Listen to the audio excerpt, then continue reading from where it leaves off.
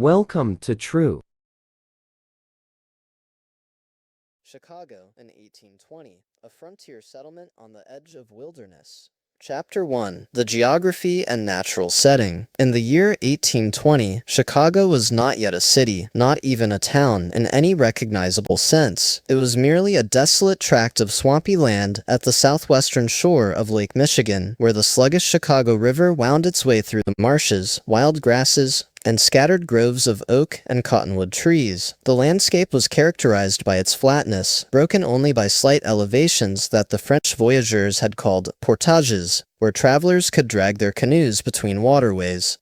The Chicago River itself was an unremarkable stream, splitting into two branches that meandered through wetlands. During spring floods, the prairies surrounding the river transformed into vast shallow lakes, making travel nearly impossible. In summer, the same lands became a sea of tall prairie grass, reaching heights of 6 to 8 feet, waving endlessly in the wind like an ocean frozen in golden amber. The soil beneath was rich black earth, formed over millennia by decomposing vegetation, though few in 1820 recognized its agricultural potential.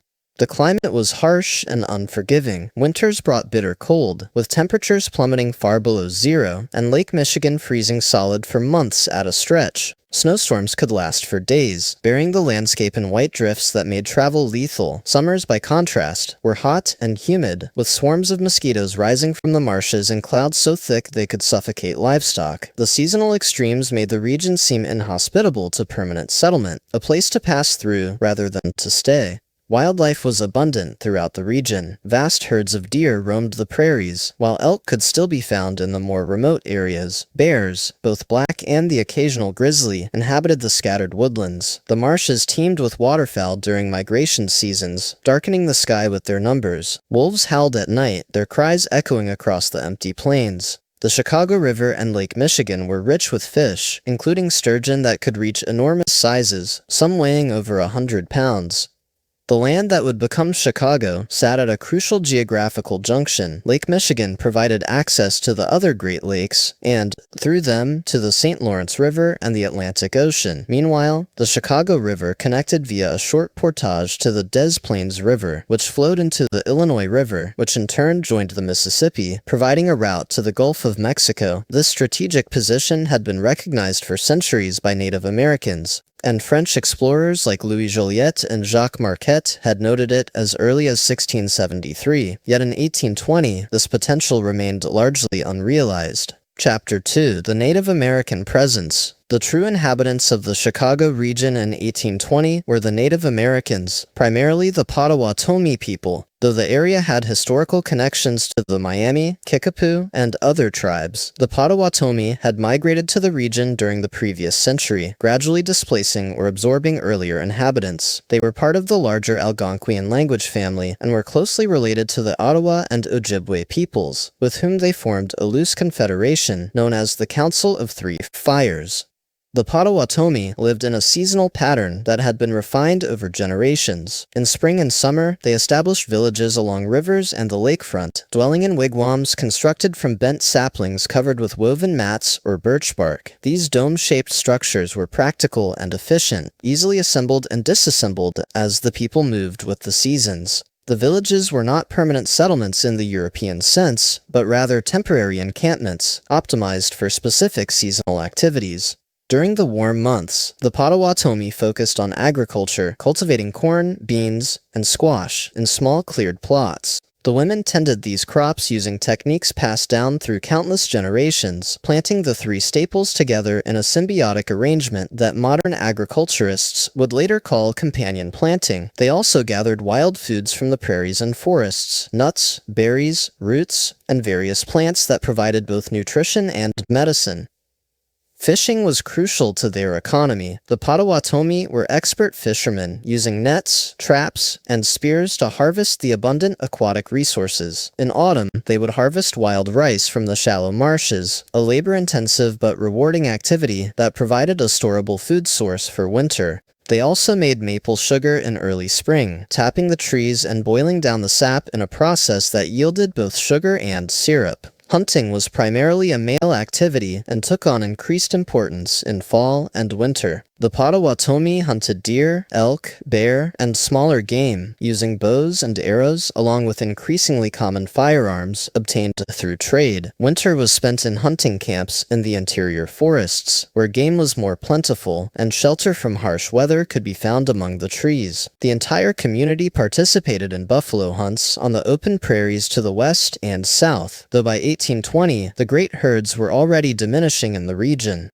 The Potawatomi society was organized around kinship and clan structures. Leadership was exercised through consensus rather than coercion, with chiefs holding their positions through respect earned by wisdom, generosity, and speaking ability, rather than through hereditary right alone. Important decisions were made in councils where all adult males could speak, and often the opinions of elder women carried significant weight. Their spiritual life was rich and complex, centered on a belief in Kitche-Manitou, the Great Spirit who was the creator and sustainer of all life. But the Potawatomi universe was populated by many spirits, both benevolent and dangerous, who inhabited natural features and required respect and propitiation. Dreams held special significance, often interpreted as messages from the spirit world. Shamans served as intermediaries between the physical and spiritual realms, healing the sick and guiding the community in spiritual matters. By 1820, the Potawatomi way of life was already under tremendous pressure. The War of 1812 had just ended, and with it came the final collapse of Native American power in the Old Northwest. The Potawatomi had sided with the British during the conflict, hoping that a British victory might stem the tide of American settlement. The American victory, therefore, represented a catastrophe for their interests. Though they continued to occupy their traditional lands around Chicago, their position was increasingly precarious. Trade with Europeans and Americans had transformed Potawatomi life long before 1820. Metal tools, firearms, cloth, and other manufactured goods had become essential, making the tribe dependent on trade relationships that often worked to their disadvantage. Alcohol, introduced by traders, had become a destructive force within their communities. European diseases had decimated their population multiple times over the preceding century and a half, with smallpox, measles, and other epidemics killing vast numbers. The United States government's policy toward Native Americans in 1820 was ostensibly one of civilization and gradual assimilation, but in practice, it focused on acquiring Native American lands through treaties that were often signed under duress or misunderstood by the native signatories. The Potawatomi around Chicago knew their time on the land was limited, though they could not have predicted that within 13 years, the Treaty of Chicago would force their removal from the region entirely. Chapter 3: Fort Dearborn and Military Presence. The most significant non-native structure in the Chicago area in 1820 was Fort Dearborn, a modest military installation that represented the United States government's claim to the region. The fort stood on the south bank of the Chicago River near its mouth at Lake Michigan, occupying a slight elevation that provided some protection from flooding. Fort Dearborn had been constructed in 1803 and named after Henry Dearborn, who was then serving as Secretary of War under President Thomas Jefferson. The fort was built following the Treaty of Greenville in 1795, which had opened much of Ohio and parts of Indiana and Illinois to American settlement. The fort's purpose was to maintain an American presence in the region, to facilitate trade with Native Americans, and to serve as a symbol of United States sovereignty in a territory that was still contested and remote. The fort itself was a simple affair, typical of frontier military installations of the period. It consisted of a wooden stockade, enclosing approximately 1 acre of ground. The stockade walls were constructed of logs set vertically in the ground, standing about 12 feet high, and pierced with loopholes for defensive fire. At two opposite corners of the stockade stood blockhouses, two-story structures that projected slightly beyond the walls, allowing defenders to fire along the length of the stockade walls.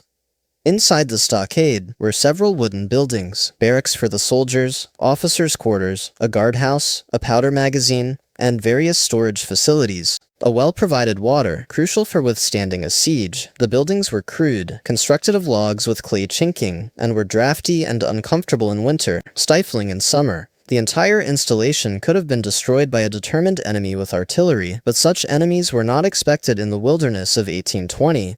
The garrison at Fort Dearborn in 1820 was small, typically numbering fewer than 100 soldiers and officers. These were men of the United States Army, though it would be misleading to compare them to modern professional soldiers. Many had enlisted out of desperation, poverty, or as an alternative to prison. They were poorly paid, irregularly supplied, and subject to harsh discipline. Desertion was common, and morale was often low.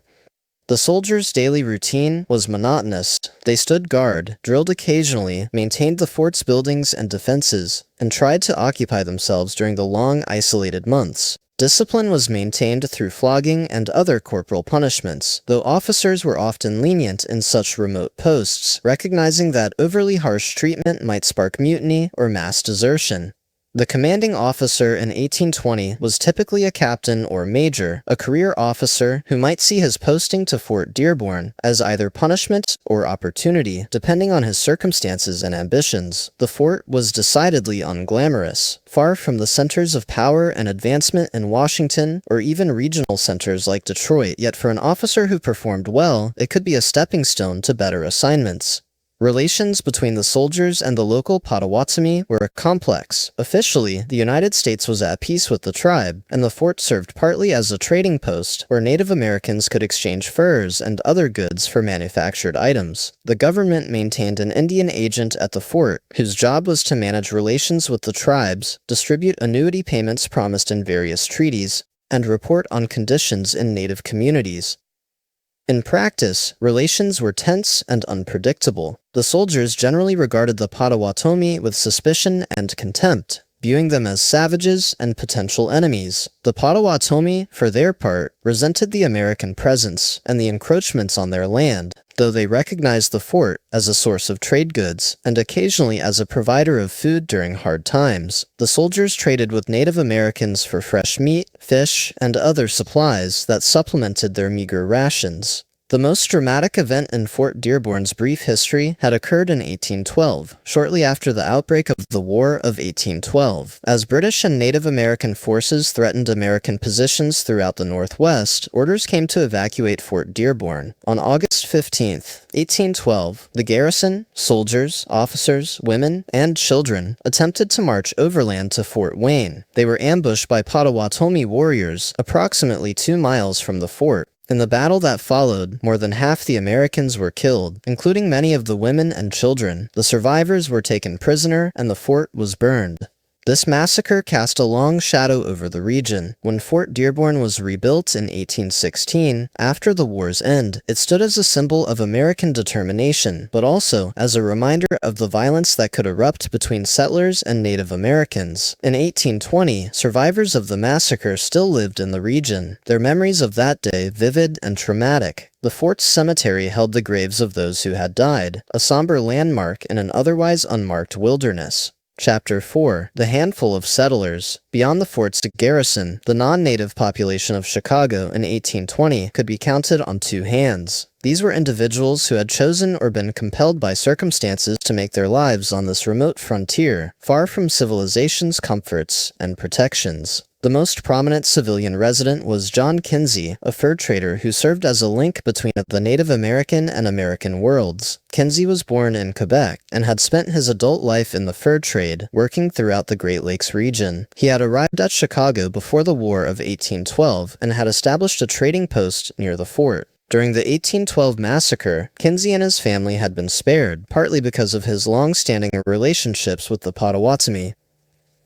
Kinsey lived in a wooden house near the fort, a structure that was substantial by frontier standards, but crude compared to homes in established settlements. His household included his wife, Eleanor, and several children, along with servants and employees involved in the fur trade. Eleanor Kinsey was a remarkable woman in her own right, literate and observant, who would later write one of the few first-hand accounts of life at early Chicago. The Kinsey family's existence revolved around the fur trade, which in 1820 remained the only significant economic activity in the region, aside from subsistence farming. Kinsey purchased furs and hides from Potawatomi hunters, paying with manufactured goods obtained from suppliers in Detroit or other established trading centers. These furs were then shipped east, where they would eventually reach markets in New York or even Europe.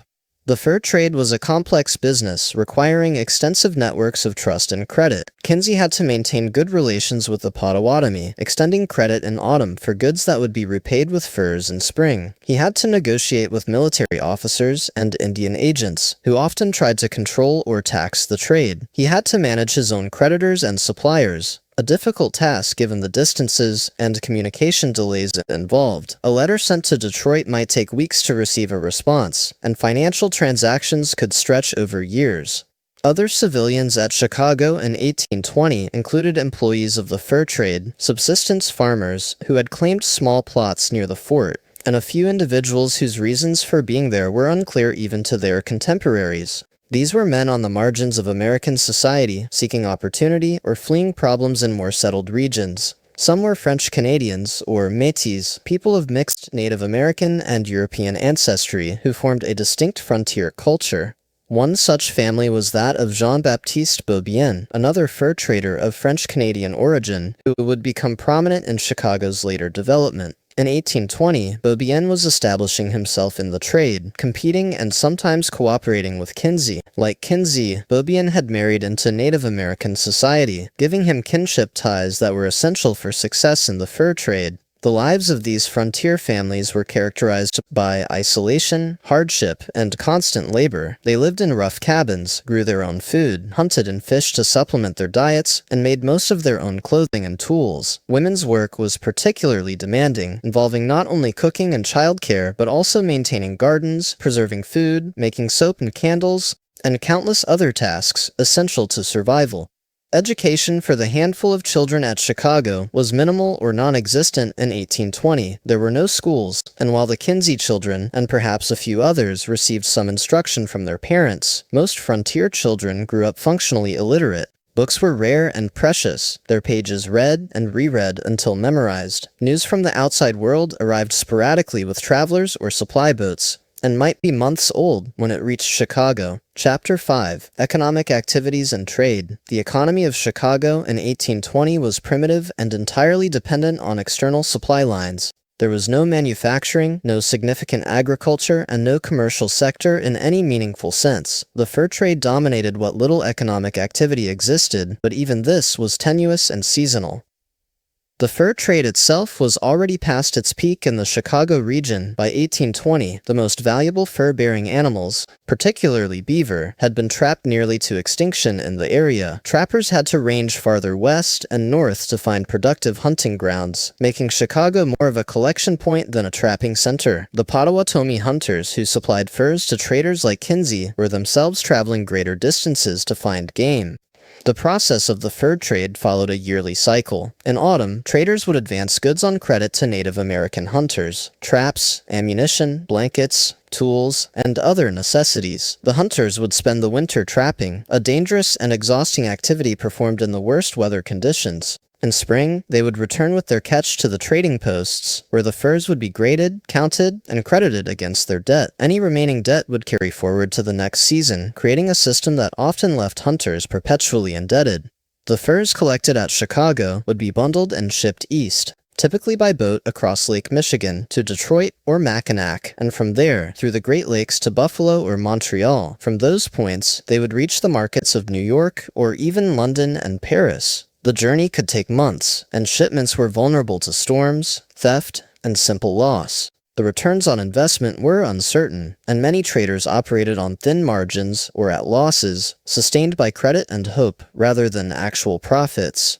Aside from the fur trade, economic activity was limited to subsistence production. The few settlers grew small crops of corn, wheat, and vegetables in garden plots, but the wet prairie soil was difficult to cultivate with the tools available in 1820. Breaking the prairie sod required tremendous effort, as the roots of prairie grasses had intertwined over centuries to create a tough mat resistant to plows. Most settlers focused on hunting, fishing, and gathering to feed themselves, treating agriculture as a supplement rather than a primary food source. Trade with the Potawatomi extended beyond furs. Settlers purchased fresh fish, venison, and other game from native hunters. They also obtained wild rice, maple sugar, and other gathered foods. In return, they provided manufactured goods, metal tools, cloth, beads, and, unfortunately, whiskey. The sale of alcohol to Native Americans was officially prohibited but widely practiced, as it was tremendously profitable and created dependency that traders could exploit. The military garrison provided another economic element, small though it was. The soldiers represented a market for fresh food and other goods, and supplying the fort offered one of the few opportunities for earning cash in the region. Farmers could sell produce to the fort's quartermaster, though prices were generally low and payment might be delayed for months. The fort also hired civilians for various tasks, building and repair work, transportation, and guide services. Currency was scarce in frontier Chicago. Most economic transactions occurred through barter or credit rather than cash exchanges. When money did change hands, it might be in various forms: Spanish silver dollars, French coins, or notes issued by distant banks of uncertain reliability. The United States had not yet established a stable national currency, and the monetary system was chaotic. Credit networks based on personal relationships and reputation were more important than actual money for conducting business.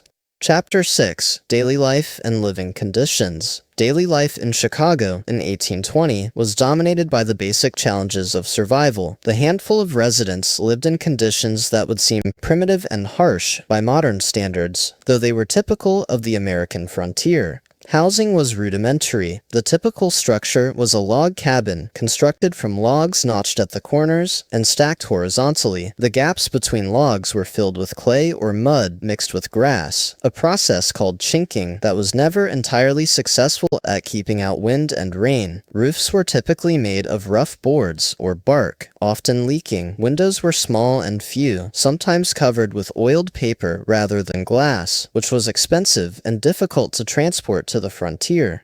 Inside these cabins, space was minimal and crowded. A single room might serve as bedroom, kitchen, living area, and workplace for an entire family. Furniture was simple and locally made: rough tables, benches, and beds consisting of rope or leather straps stretched across wooden frames. Mattresses were stuffed with corn husks, straw, or prairie grass. Personal possessions were few, and those that existed were precious. Heating came from fireplaces, which consumed enormous amounts of firewood. A family could burn several cords of wood during a harsh winter, and obtaining this wood required constant labor. Men and boys spent substantial time cutting trees, splitting logs, and hauling wood to the cabin. The fireplace also served as the kitchen, with cooking done in iron pots hung from hooks or placed directly in the coals. Food was monotonous and limited. Corn was the staple grain, eaten as cornbread, mush, or hominy. When wheat was available, it could be ground into flour for bread, but wheat was less reliably cultivated in the wet prairie conditions. Meat came from hunting, or from domestic pigs and chickens kept near the cabins. Fresh meat was available only immediately after a successful hunt or slaughter, as there was no effective way to preserve it during warm weather. In winter, freezing provided natural refrigeration, but in summer, meat had to be dried, smoked, or salted to prevent spoilage. Vegetables from gardens supplemented the diet: beans, squash, turnips, cabbage, and potatoes when available. These were eaten fresh in season and stored in root cellars for winter use. Fruit was scarce, though wild berries could be gathered in summer and fall. Sugar was a luxury, though maple sugar could be obtained from Native Americans or made by those with the knowledge and equipment. Water came from the river or from wells where they could be dug. The water was often of poor quality, contaminated by the surrounding marshes and by animal waste. Settlers drank it anyway, having no alternative, though they suffered frequent intestinal illnesses as a result. Some drank whiskey or beer in preference to water, considering it safer, though this brought its own problems. Clothing was practical and durable rather than fashionable. Men wore linen shirts, woolen or leather trousers, and boots or moccasins. Women wore long dresses of simple cut, typically made from homespun cloth or trade cloth purchased from merchants. Undergarments were minimal. Most people owned only 1 or 2 sets of clothing, which were worn until they fell apart and then patched repeatedly. Washing clothing was a major undertaking, done irregularly with harsh lye soap that was itself made from wood ashes and animal fat. Personal hygiene was limited by the lack of facilities and the difficulty of heating water. People bathed infrequently, perhaps once a week at most, and often went months without washing thoroughly during winter. Dental care was non-existent, and tooth decay and loss were common and accepted as inevitable. Medical care was similarly primitive, relying on folk remedies, prayer, and luck. Serious illnesses or injuries often proved fatal. The working day began at dawn and continued until dark. There were no weekends in the modern sense, though Sunday was generally observed as a day of rest by those of Christian faith. Work was physically demanding and unrelenting, chopping wood, hauling water, tending animals, hunting, fishing, maintaining buildings and tools, and countless other tasks necessary for survival. Women's domestic labor was equally demanding and never-ending. Entertainment was simple and infrequent. People might gather for conversation, storytelling, or music if anyone possessed an instrument and could play. Drinking was a common form of recreation, though it often led to violence. Reading was an option only for the literate minority who possessed books. Children played when they were not working, inventing games from available materials, or exploring the surrounding wilderness under adult supervision. Chapter 7. Transportation and Communication. Chicago's remoteness in 1820 was profound. It was separated from established American settlements by hundreds of miles of wilderness, and reaching it required difficult and dangerous journeys. Transportation and communication were primitive, slow, and unreliable. Water routes were the primary means of reaching Chicago. Travelers from the east would typically journey through the Great Lakes, sailing from Buffalo or Detroit across Lake Erie and Lake Huron to Mackinac, then south through Lake Michigan to Chicago. This journey could take weeks under favorable conditions, or months if weather or other obstacles intervened. The lakes were dangerous, subject to sudden storms that could sink boats and drown all aboard. Navigation was uncertain, as accurate charts hardly existed, and landmarks were few along the featureless shoreline.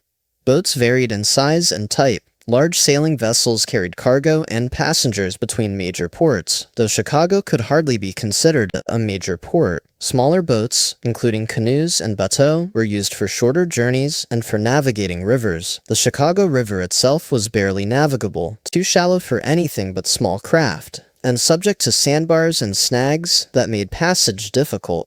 Overland travel was even more challenging. There were no roads worthy of the name in the Chicago area in 1820. The few trails that existed were simply paths through the wilderness, marked by blazes cut into trees or by familiarity with the landscape. These trails became quagmires in wet weather and were blocked by snow in winter. Travel was on foot or horseback, as wheeled vehicles were impractical in such conditions.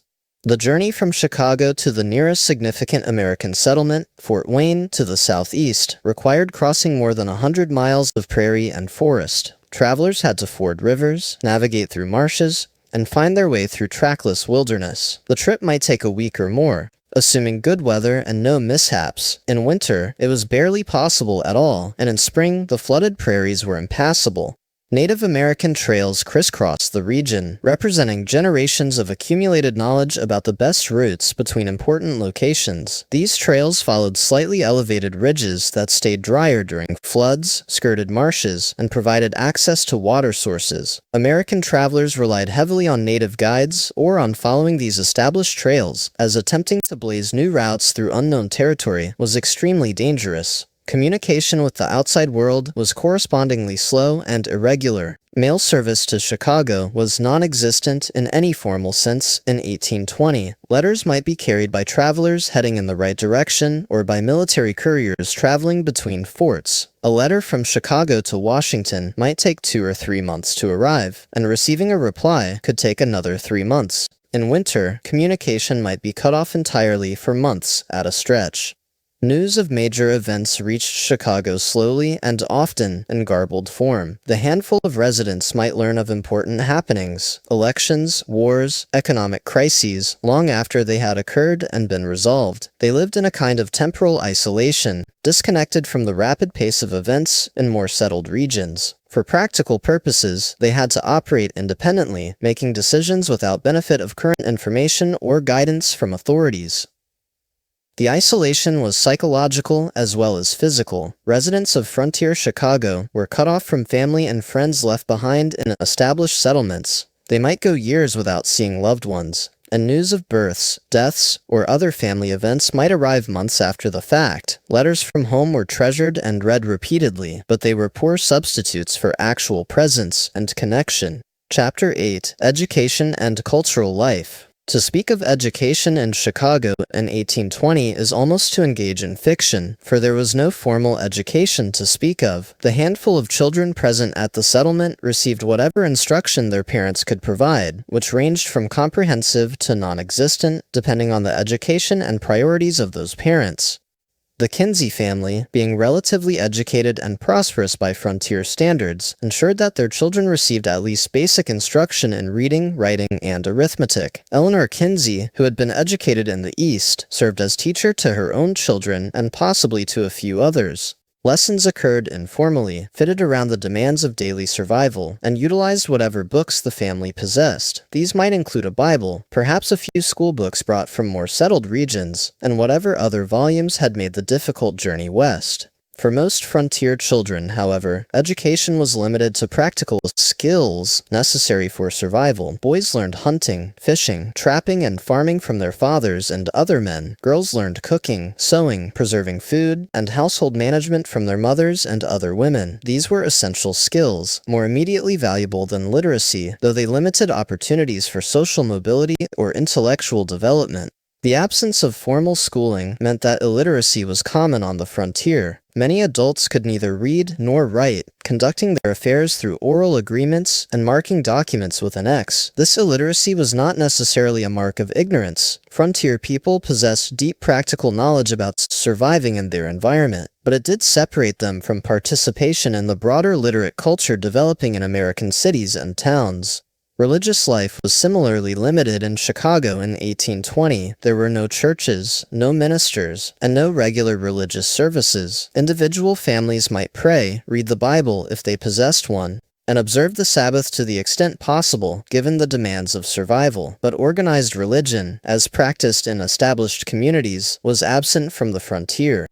The lack of religious institutions was actually somewhat unusual for American frontier settlements. In many frontier regions, itinerant preachers, particularly Methodist circuit riders, traveled from settlement to settlement, providing religious services and maintaining connections to organized Christianity. But Chicago, in 1820, was too remote, and its population too small to attract even occasional ministerial visits. Baptisms, marriages, and funerals occurred without clerical involvement, or were delayed for months or years until a minister could be found. Cultural activities beyond mere survival were minimal. There were no theaters, no musical performances, no lectures or public entertainments of any kind. People created their own entertainment, storytelling around fires, singing if anyone could carry a tune, simple games and contests. Holidays like Christmas might be marked with special meals if food was available, but elaborate celebrations were impossible in such circumstances. The cultural isolation was profound. Residents of Chicago in 1820 were cut off from the intellectual and artistic currents flowing through American and European society.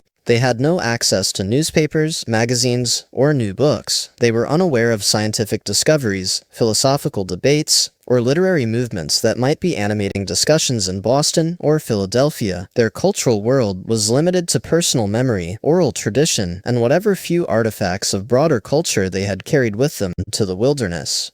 Yet, within these limitations, frontier people developed their own culture, a distinctive way of life adapted to their circumstances. They created songs and stories about their experiences, developed distinctive speech patterns and vocabularies mixing English, French, and Native American words, and established social customs that differed from those of more settled regions. This frontier culture would later be romanticized and mythologized, but in 1820 it was simply life, often hard and lonely, occasionally rewarding, always uncertain. Chapter 9: Health and Medicine. The health conditions in Chicago in 1820 were dangerous, and life expectancy was significantly lower than in more settled regions. Disease, injury, and the simple hardships of frontier life took a heavy toll on the small population. The primary health threat came from infectious diseases. Malaria was endemic in the region, thriving in the extensive marshes and wetlands surrounding Chicago. The disease, not yet understood to be transmitted by mosquitoes, struck repeatedly during the warm months, causing debilitating fevers, chills, and weakness. While not always fatal, malaria left victims weakened and vulnerable to other illnesses. It was so common that the characteristic fever and chills were simply accepted as a normal part of life in the region, referred to casually as the ague. Other infectious diseases appeared sporadically, but with devastating effect. Smallpox, influenza, measles, and various fevers swept through both Native American and settler populations with little warning. The isolation that protected Chicago from some diseases also meant that when diseases did arrive, the population had no acquired immunity and suffered accordingly. The close quarters of log cabins meant that when one family member became ill, others quickly followed. Medical care was primitive to the point of uselessness. There were no doctors at Chicago in 1820. The nearest trained physician might be hundreds of miles away at Detroit or St. Louis, and reaching such distant help was impossible in emergencies. People relied on folk remedies passed down through families or learned from Native Americans, herb teas, poultices, bloodletting, and other treatments of uncertain or negative value.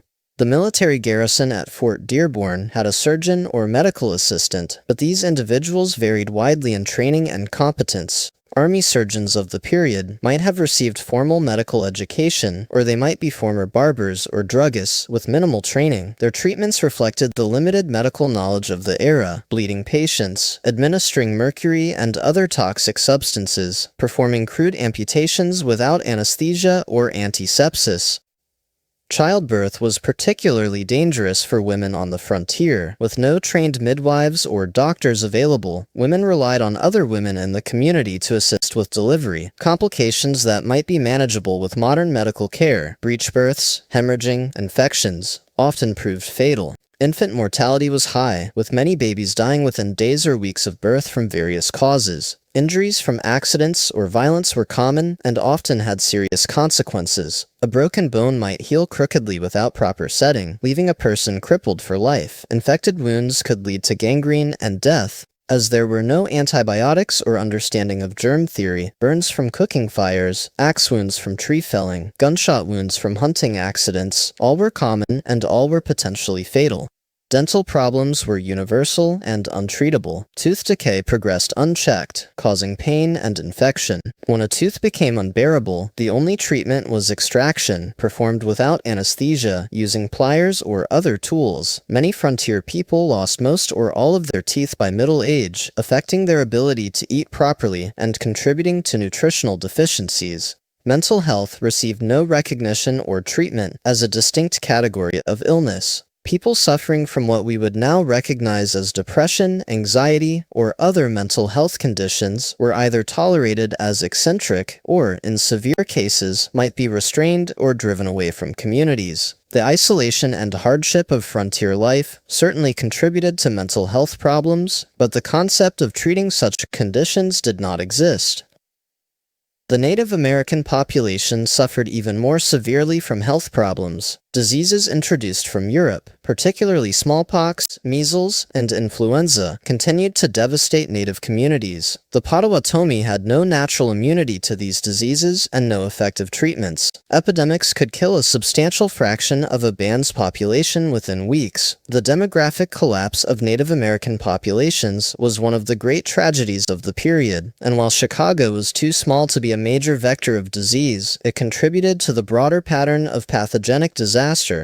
Nutrition was another major health factor. The frontier diet was limited and often deficient in essential vitamins and minerals. Scurvy, caused by vitamin C deficiency, appeared during long winters when fresh vegetables and fruit were unavailable. Night blindness from vitamin A deficiency was common. Pellagra, caused by niacin deficiency associated with corn-heavy diets, produced skin problems, diarrhea, and mental confusion. Chapter 10. Governance and Law. In 1820, Chicago existed in a kind of legal and governmental limbo. It was formerly part of the Illinois Territory, which had become the state of Illinois in 1818. But the apparatus of state government barely reached this remote corner of the new state. The The nearest county seat was Peoria, more than 100 miles away, across difficult terrain. For practical purposes, the residents of Chicago were beyond the reach of civil law and government. The Fort Dearborn garrison represented federal authority, but the military's jurisdiction was limited to the fort itself and military personnel. The commanding officer could not adjudicate disputes between civilians or enforce civil law beyond the fort's walls. The Indian agent at the fort represented federal policy toward Native Americans, but his authority over settlers was minimal or non-existent. In the absence of formal government, frontier communities typically developed informal systems of dispute resolution and social control. In a place as small as Chicago, where everyone knew everyone else and reputation mattered tremendously, social pressure could be an effective means of encouraging cooperation, retries continue, and discouraging antisocial behavior. A person who gained a reputation for dishonesty or violence might find themselves ostracized, unable to obtain credit or assistance from their neighbors, which in frontier conditions could be tantamount to a death sentence. When disputes arose that could not be resolved through negotiation or social pressure, the options were limited. There was no judge, no jury, and no sheriff to enforce decisions. Disputes over property, debts, or personal grievances might simmer for years or explode into violence. The fur traders, particularly John Kinsey, sometimes served as informal mediators, using their experience and status to help resolve conflicts, but their authority was entirely voluntary and could be ignored without consequence. Violence was a constant possibility in this environment. Arguments over trade, accusations of theft, disputes over hunting territories, or simple drunken quarrels could escalate quickly to bloodshed. The availability of firearms meant that confrontations could turn deadly in an instant. The law of the frontier was often the law of self-preservation, where a person's safety depended on their own ability to defend themselves and on the deterrent effect of potential retaliation. Crimes committed at Chicago would theoretically be subject to Illinois state law, but the practical difficulties of bringing criminal cases were insurmountable. There were no sheriffs or constables to investigate crimes or arrest suspects. There were no jails to hold accused persons awaiting trial. The nearest court was in Peoria, and transporting witnesses and defendants over 100 miles of wilderness for a trial was impractical. As a result, most crimes went unpunished by any formal legal process.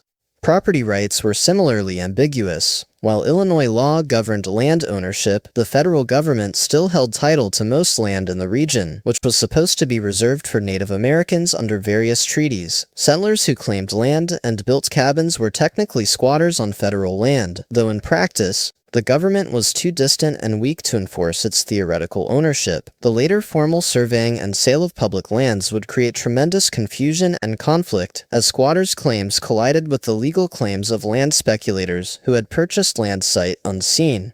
The relationship between American law and Native American governance was even more complicated. The Potawatomi maintained their own systems of justice and social control based on kinship obligations, council decisions, and traditional practices. These systems operated completely independently of American law. When conflicts occurred between Native Americans and Americans, which happened frequently, there was no clear mechanism for resolution. Treaties theoretically established procedures for handling such disputes, but these procedures were often ignored or proved unworkable in practice. The absence of effective governance meant that the strongest forms of social organization came from kinship and patron-client relationships. Extended family networks provided support, protection, and economic cooperation. Individuals attached themselves to more powerful patrons, traders like Kinsey, military officers, or Native American chiefs, who could provide resources and protection in exchange for loyalty and service. These personal networks, rather than impersonal legal institutions, structured social relations in frontier Chicago. Chapter 11: Relations Between Cultures. The relationship between the Native American population and the handful of American and European settlers in Chicago in 1820 was complex, characterized by interdependence, cultural exchange, suspicion, and underlying conflict. These groups needed each other for economic reasons, yet they represented fundamentally incompatible visions of how the land should be used and who should control it. The fur trade created the primary economic link between cultures. Potawatomi hunters supplied the furs that American and French-Canadian traders purchased and shipped east. This trade was mutually beneficial in economic terms. The Potawatomi obtained manufactured goods that had become essential to their way of life, while the traders obtained furs that could be sold at profit in distant markets. However, the terms of trade were often unfavorable to Native Americans, with traders charging high prices for goods and paying low prices for furs, trapping native hunters in cycles of debt. Beyond economics, cultural exchange occurred in various ways. Intermarriage between traders and native women was common and often economically motivated. Such marriages created kinship ties that facilitated trade relationships and provided traders with connections to native communities. The children of these marriages, often called métis, formed a bridge between cultures, speaking multiple languages and understanding both Native American and European American ways. Some of the most successful traders and interpreters came from Métis backgrounds. Language barrier was significant, but not insurmountable. Many traders learned to speak Potawatomi or other native languages, at least enough to conduct business. Similarly, some Potawatomi learned English or French. Sign language served as a lingua franca for basic communication when verbal language failed. Interpreters, often Métis individuals, played crucial roles in facilitating communication in trade negotiations and diplomatic discussions. Food exchange was another point of cultural contact. Americans adopted Native American foods and preparation techniques. Corn cultivation, maple sugar production, wild rice harvesting, and various methods of preserving meat and fish. Native Americans increasingly incorporated European foods and cooking methods, though they maintained many traditional practices. The sharing of food was also an important social and diplomatic gesture, marking peaceful intentions and goodwill. However, beneath these practical interactions lay deep cultural misunderstandings and conflicts. Americans and Native Americans had fundamentally different concepts of land ownership and use. For the Potawatomi, land was not property to be owned individually, but rather a shared resource to be used by the community. Hunting territories might be claimed by particular bands, but these were use rights, rather than ownership in the European sense. Americans, by contrast, believed in private property and individual land ownership, concepts that were alien and threatening to native ways of life.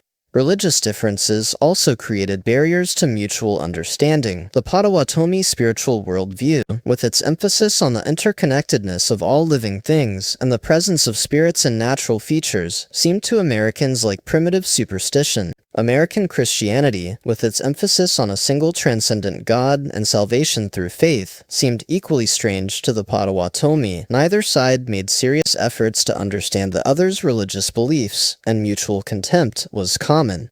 Cultural attitudes toward work, time, and social obligations differed markedly. Americans valued individual achievement, accumulation of property, and a kind of relentless industry that kept people constantly working toward future goals. The Potawatomi valued generosity, shared resources within kinship networks, and a more seasonal rhythm of intensive work, followed by periods of relative leisure. Each culture viewed the other's approach as morally deficient. Americans saw Native Americans as lazy and improvident, while Native Americans saw Americans as selfish and obsessed with meaningless accumulation.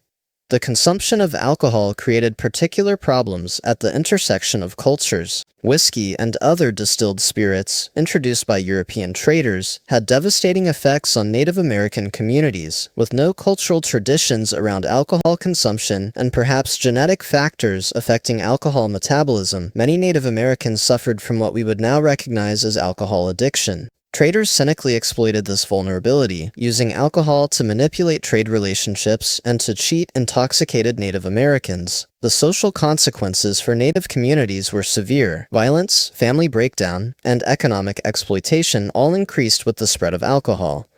Gender roles created another source of cultural misunderstanding. In Potawatomi society, women held substantial economic power and social status, controlling agricultural production and having a voice in community decisions. American observers, accustomed to more rigid patriarchal structures, often misinterpreted the division of labor they observed, seeing Native women as oppressed because they performed agricultural labor that American culture associated with male farmers. They failed to recognize that this labor came with corresponding social power and status within Native societies. Underlying all these specific interactions was the inexorable pressure of American expansion. By 1820, the Potawatomi were acutely aware that American settlement meant their eventual displacement. They had witnessed what had happened to tribes in Ohio and Indiana, pushed steadily westward by waves of settlement. Some Potawatomi leaders advocated accommodation, hoping that by adopting American ways, farming, Christianity, American-style education, they could secure their place on their ancestral lands. Others advocated resistance, though the military defeats of the War of 1812 had demonstrated the futility of armed opposition. The Americans at Chicago in 1820 varied in their attitudes toward Native Americans. Some, particularly those like Kinsey, who depended on trade relationships, had developed respect for Native Americans and genuine friendships with individuals. Others viewed Native Americans with contempt or fear, seeing them as obstacles to civilization that would inevitably be removed. Almost all Americans, whatever their personal feelings, assumed that American culture was superior and that American expansion was both inevitable and justified. The relationship between soldiers at Fort Dearborn and the Potawatomi was particularly fraught. The memory of the 1812 massacre remained vivid, creating lasting distrust and hostility. Soldiers viewed Potawatomi as potential enemies, while Potawatomi saw the fort as a symbol of American encroachment. Incidents of theft, violence, and insult occurred on both sides, each feeding the cycle of mistrust. The fort's officers tried to maintain peaceful relations, recognizing their vulnerability if hostilities erupted, but they lacked both the authority and the resources to address the underlying sources of conflict. Chapter 12. The Landscape and Environment. The natural environment of Chicago in 1820 was dramatically different from the urban landscape that would emerge in later decades. The region was a mosaic of distinct ecosystems, each supporting different plants and animals, and the human footprint on this landscape was minimal and barely visible. The prairies dominated the landscape, stretching westward from the lakefront in vast expanses that seemed to merge with the sky at the horizon. These were not the sterile grasslands that the word prairie might suggest to modern ears, but rather incredibly diverse ecosystems supporting hundreds of species of grasses, wildflowers, and other plants. In spring and summer, the prairies burst into color as different flowers bloomed in succession: shooting stars and prairie smoke in May, compass plants and coneflowers in July, asters and goldenrod in September. The grasses themselves grew to remarkable heights. Big bluestem, the dominant grass species, could reach 8 or even 10 feet tall by late summer, earning it the nickname turkeyfoot for the shape of its seed head. Indian grass, little bluestem, and prairie dropseed created a complex vertical structure, with different species occupying different heights. The density of growth was so thick that walking through mature prairie in summer was difficult, like wading through an ocean of vegetation. These prairies were shaped by fire, a force that Native Americans had used for millennia to manage the landscape. Annual or biennial burning prevented the encroachment of trees and shrubs, maintaining the open grassland character. The fires released nutrients back into the soil, stimulated new growth, and created ideal conditions for the grazing animals that the Native Americans hunted. The burned prairies in autumn would be black and desolate, but within weeks, new green shoots would emerge, and by the following spring, the prairie would be lush again. Scattered through the prairie were oak groves, called oak openings by American settlers. These were park-like areas where large oak trees grew widely spaced, with grass growing between them rather than dense underbrush. Fire maintained these groves as well, burning off accumulating leaf litter and keeping out fire-sensitive tree species. The oaks themselves had thick bark that protected them from fire damage. These groves provided crucial resources: wood for construction and fuel, acorns for food, both for humans and for pigs, and shade during hot summers. The wetlands were extensive and varied. The marshy areas around the Chicago River would flood each spring, creating temporary shallow lakes that might persist for weeks or months. These wetlands were breeding grounds for mosquitoes, but also for countless species of waterfowl, amphibians, and aquatic plants. The marshes produced wild rice, harvested by Native Americans, and supported muskrats, mink, and other fur-bearing animals trapped for trade. The Chicago River itself was a sluggish, meandering stream, quite unlike the engineered channel it would later become. The river's mouth was often blocked by a sandbar, making entry from Lake Michigan difficult or impossible for boats. The river's flow was so weak that its direction could actually reverse during storms, when waves from Lake Michigan pushed water back upstream. This peculiar characteristic would later inspire the famous engineering project that permanently reversed the river's flow. Lake Michigan dominated the eastern edge of the landscape, a vast body of water extending beyond sight. The lake was both resource and barrier. It provided fish in abundance: whitefish, lake trout, sturgeon, perch, and many other species that could be netted or speared. It also provided a highway for canoe and boat travel, though it was dangerous to navigate in small craft. The lake's influence moderated temperatures near the shore, making winters slightly warmer and summers cooler than in the interior. The lakeshore itself was sandy, with beaches and dunes in some areas, clay bluffs in others. Storms regularly reshaped the shoreline, building sandbars in some places while eroding banks in others. The water level of the lake fluctuated over periods of years, advancing and retreating across the flat coastal plain. These changes made it difficult to establish permanent structures near the shore, as buildings might end up underwater during high water periods, or far from the water during low periods.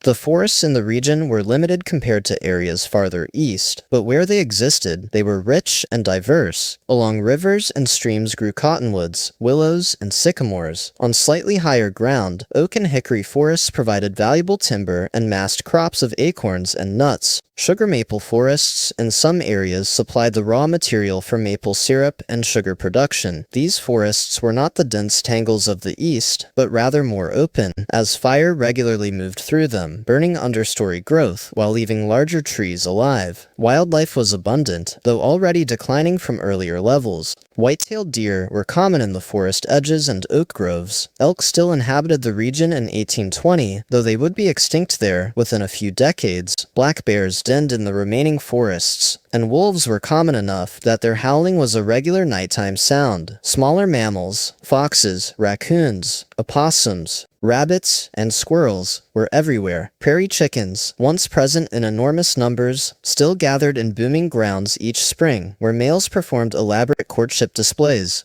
The seasonal cycle dominated all life in the region. Spring arrived slowly, with ice breaking up on the river and lake in March or April. Migrating waterfowl filled the skies and wetlands, sometimes in flocks so large they took hours to pass overhead. Summer brought intense heat and humidity, with temperatures reaching the 90s, or even 100 degrees Fahrenheit, and afternoon thunderstorms that could be violent and dangerous. Autumn was brief but glorious, with prairies turning gold and rust, forests blazing with color, and the sky filled again with migrating birds heading south. Winter was the harshest season. Lake Michigan would freeze solid in most years, with ice extending out from shore for miles. The prairies would be buried under snow, sometimes with drifts reaching heights of 5 or 6 feet. Temperatures would plunge well below zero, and wind would sweep across the flat landscape with nothing to stop it. Travel became nearly impossible, and humans and animals alike hunkered down to endure the cold months, waiting for spring's return. Chapter 13. The Seeds of Future Development. Although Chicago in 1820 was barely a settlement,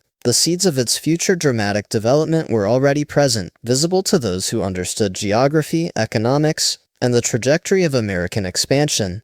The most important factor was location. Chicago sat at the crucial junction between the Great Lakes system and the Mississippi River watershed. This fact had been recognized for nearly 150 years, ever since Joliet and Marquette's 1673 exploration. The portage between the Chicago River and the Des Plaines River, merely a few miles across relatively flat terrain, connected the two great water systems of interior North America. As the United States expanded westward, this junction would inevitably become important.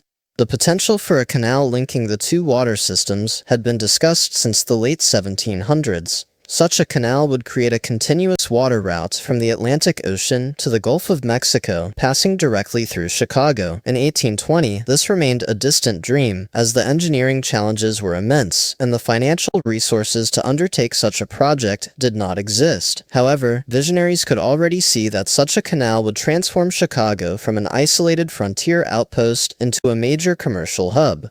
The United States government's policies were inadvertently laying the groundwork for Chicago's future growth. The Land Ordinance of 1785 and the Northwest Ordinance of 1787 had established a system for surveying, selling, and governing Western territories. This system would eventually bring formal land titles, county governments, and infrastructure to the Chicago region. The process was slow, but it was already underway by 1820.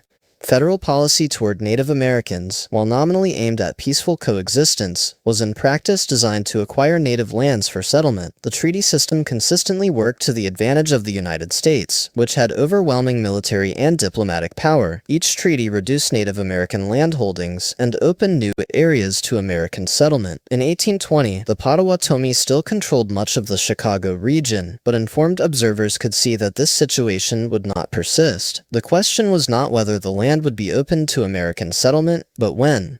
The Illinois and Michigan Canal was already being discussed in 1820, though it would not be built for another 2 decades. Illinois politicians and businessmen recognized that such a canal would dramatically increase land values and commercial opportunities. They began lobbying the federal government for land grants and financial support for the project. These early efforts would eventually bear fruit, though not as quickly as promoters hoped. The economic transformation of the United States in the early 19th century was another factor pointing toward Chicago's future importance. The country was beginning to shift from a predominantly agricultural economy toward a more diverse economy that included significant manufacturing and commerce. Cities were growing rapidly in the east, creating markets for agricultural products from the west. The transportation infrastructure, roads, canals, and eventually railroads, was being built to connect these markets with agricultural regions. Chicago's location made it a natural focal point for such connections. The development of agricultural technology was also significant. In 1820, the prairie sod was still nearly impenetrable to the plows available at the time. Farmers avoided the prairies, preferring to clear forests where the soil was easier to work. However, inventors were already developing improved plows that would make prairie agriculture feasible. John Deere's famous steel plow would not appear until 1837, but experimental work toward such innovations was already underway. When technology caught up with the challenge, the incredibly fertile prairie soils around Chicago would prove to be some of the most productive agricultural land in the world.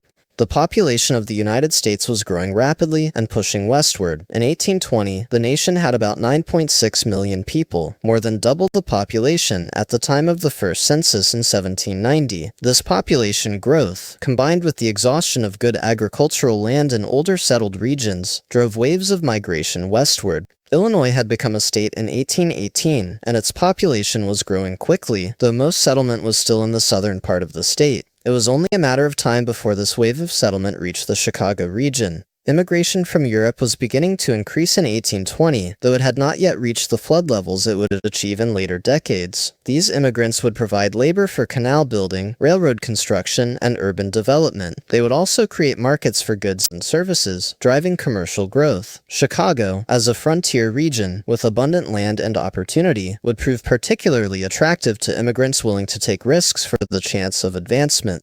Technological change was accelerating in the early 19th century. Steamboats, which had been invented only a few years earlier, were beginning to revolutionize water transportation. By 1820, steamboats were operating on the Mississippi and Ohio rivers, and it would not be long before they appeared on the Great Lakes. This new technology would make water transportation faster, more reliable, and less dependent on wind and current, greatly enhancing Chicago's value as a port.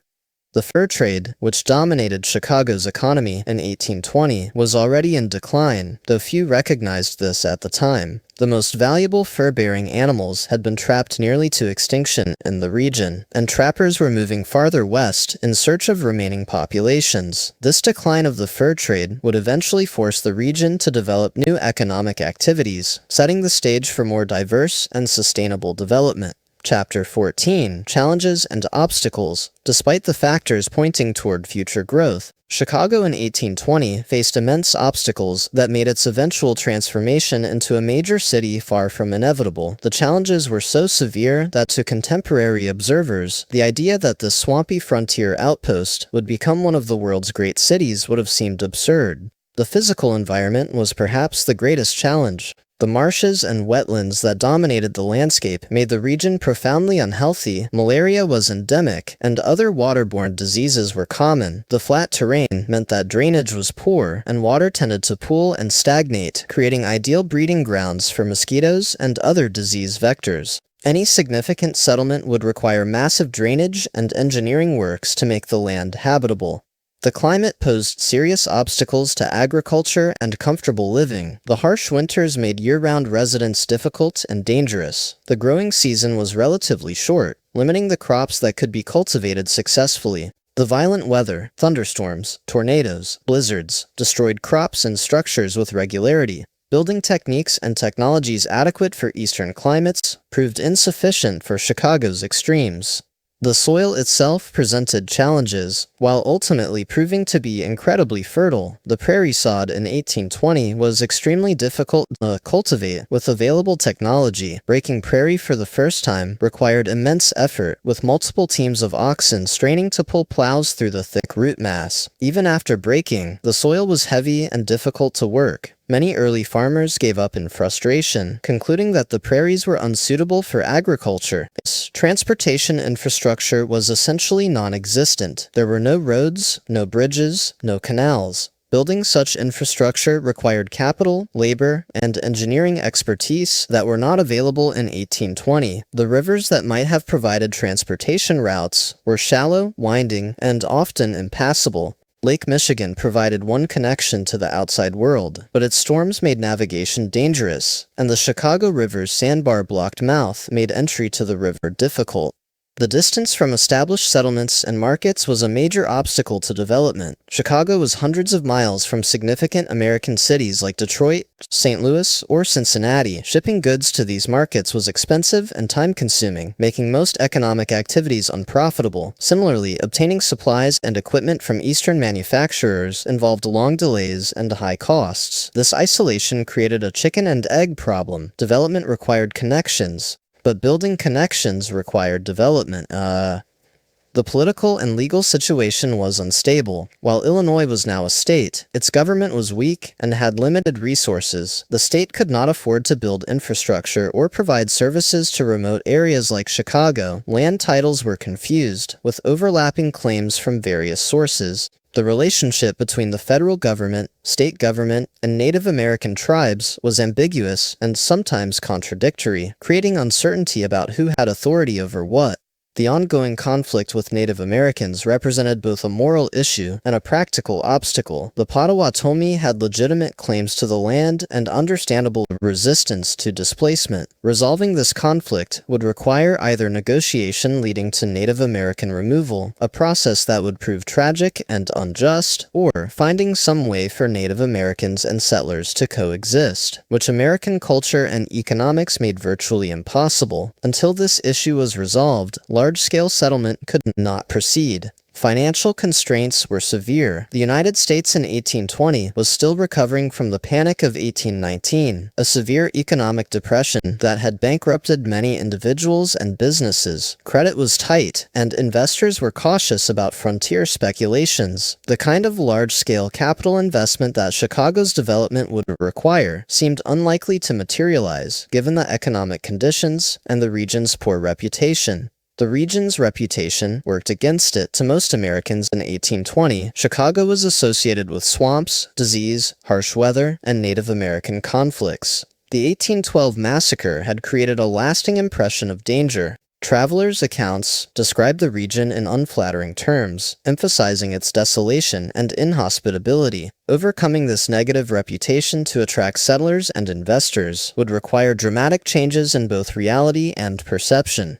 The lack of human capital was another major challenge. Chicago had almost no residents with capital, skills, or connections to drive development. The few traders and soldiers present lacked the expertise needed to build a city. Engineers, architects, surveyors, lawyers, merchants, and manufacturers. Attracting such people to an isolated frontier post was difficult, as they could find more immediate opportunities in established settlements. Environmental uncertainties added to the challenges. Lake Michigan's water levels fluctuated unpredictably, sometimes rising to flood low-lying areas, other times falling to leave harbors dry. The Chicago River's flow was weak, and its course unstable, changing after floods or storms. The region's susceptibility to prairie fires meant that any structures built outside the immediate protection of the fort were vulnerable to destruction. These unpredictable environmental factors made planning for development difficult and risky. Chapter 15. Looking Forward, the Path Not Yet Taken. From the vantage point of 1820, Chicago's future was anything but certain. The settlement could easily have remained a minor frontier outpost, bypassed by development that focused on other locations, with more obvious advantages. Understanding what Chicago was in 1820 requires recognizing how improbable its later success would have seemed at the time.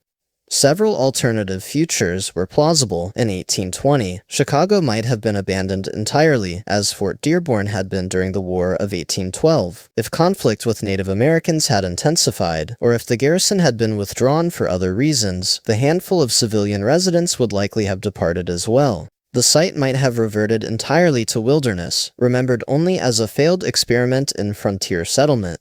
Alternatively, Chicago might have remained a minor fur trading post, never developing beyond a village of a few hundred people. This had been the fate of many locations in the Great Lakes region that had seemed promising in the 18th century, but never grew substantially. If the fur trade had proven more durable, or if agricultural settlement had been redirected to other regions, Chicago might have remained permanently marginal. A third possibility was development, but at a much slower pace, with Chicago becoming a regional town of modest size rather than a major metropolis. Many Illinois towns followed this trajectory, growing to populations of a few thousand, and then stagnating as growth moved elsewhere. Chicago might have become the equivalent of Peoria or Galena, locally important, but nationally insignificant.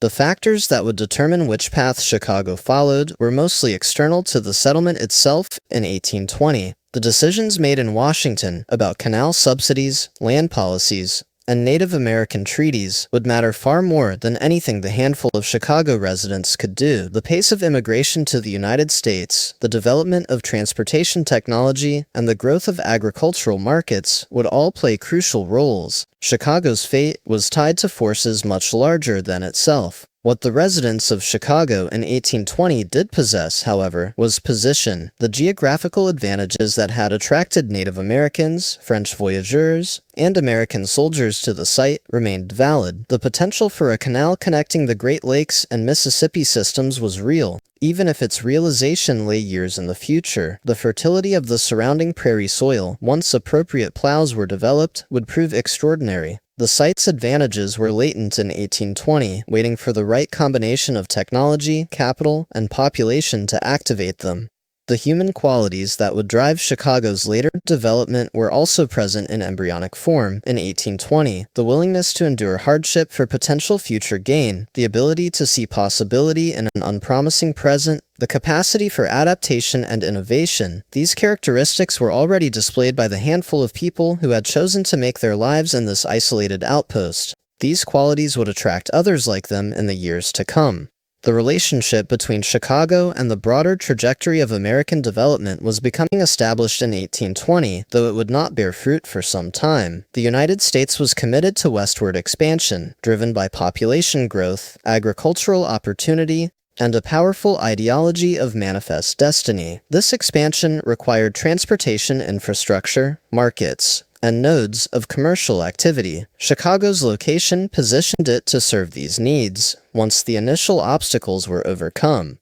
By 1820, the pieces were on the board, though the game had barely begun. The Native Americans who had occupied the region for generations were beginning their tragic final chapter there. The handful of American traders, soldiers, and settlers represented the vanguard of a massive wave of migration that would follow. The natural resources, fertile soil, abundant water, strategic location, awaited exploitation by people with the technology and capital to utilize them effectively.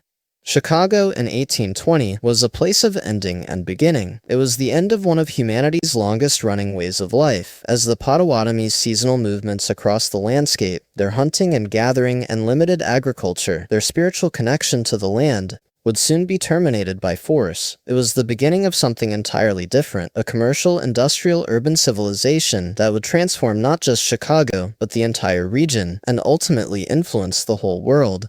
To walk through Chicago in 1820 would have been to experience a landscape that was still fundamentally wild. Despite the small intrusions of human activity, the endless prairies stretching away from the muddy river, the marshes teeming with life, the scattered groves of ancient oaks, the vast lake extending to the horizon, all of this would still have seemed timeless and permanent, as if it had always existed in this form, and always would.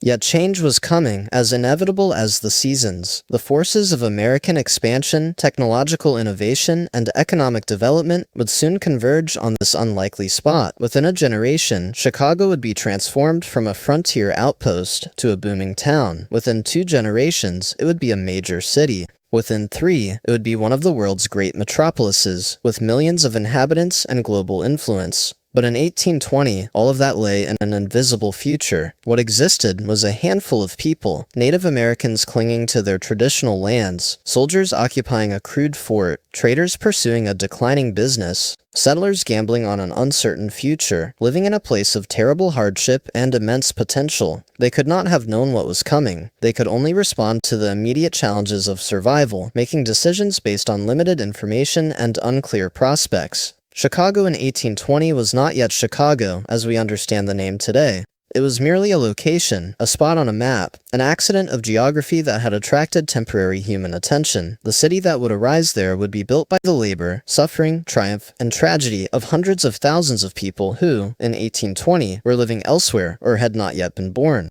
Their story was about to begin, though they did not yet know it. Conclusion: Chicago in 1820 was a place that barely existed, with fewer than 100 permanent residents, minimal infrastructure, no formal government or institutions, and an uncertain future. It could hardly be called a settlement at all. It was merely a spot on the edge of American expansion, inhabited by Native Americans whose tenure was coming to an end, and by a handful of Americans whose presence represented the future but who had not yet begun to build it. The physical environment was harsh and seemingly inhospitable, swampy, disease-ridden, isolated, and subject to extreme weather. The economy consisted of nothing but a declining fur trade and subsistence activities. Education, culture, healthcare, and law were virtually non-existent. Daily life was a constant struggle for survival, with hardship and danger as normal conditions rather than exceptional ones. Yet within this unpromising present lay the seeds of an extraordinary future. The location that seemed so marginal in 1820 would prove to be one of the most strategically important in North America. The prairies that seemed so difficult to cultivate would prove to be among the world's most fertile agricultural lands. The marshes that bred disease would be drained and built upon, creating solid ground for a great city. The isolation that made life so difficult would be overcome by canals, railroads, and eventually airways, transforming Chicago into one of the world's great transportation hubs.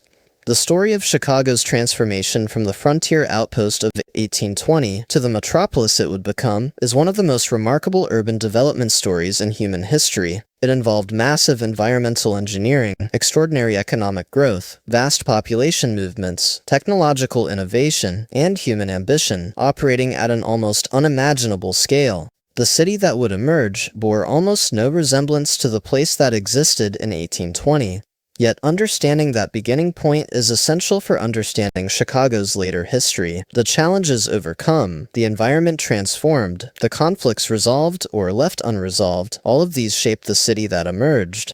The displacement of the Potawatomi, the draining of the wetlands, the reversal of the river, the grid of streets imposed on the prairie, these actions had consequences that reverberated through generations and continued to shape Chicago today. In 1820, Chicago was a place of endings and beginnings, though the people living there could not have known it. For the Potawatomi, it was the beginning of the end of their centuries-long occupation of the region. For the handful of American settlers, it was the end of isolation and the beginning of integration into a rapidly expanding nation. The next decades would bring changes so dramatic that if a person from 1820 could have seen Chicago in 1850 or 1870, they would scarcely have recognized it as the same place.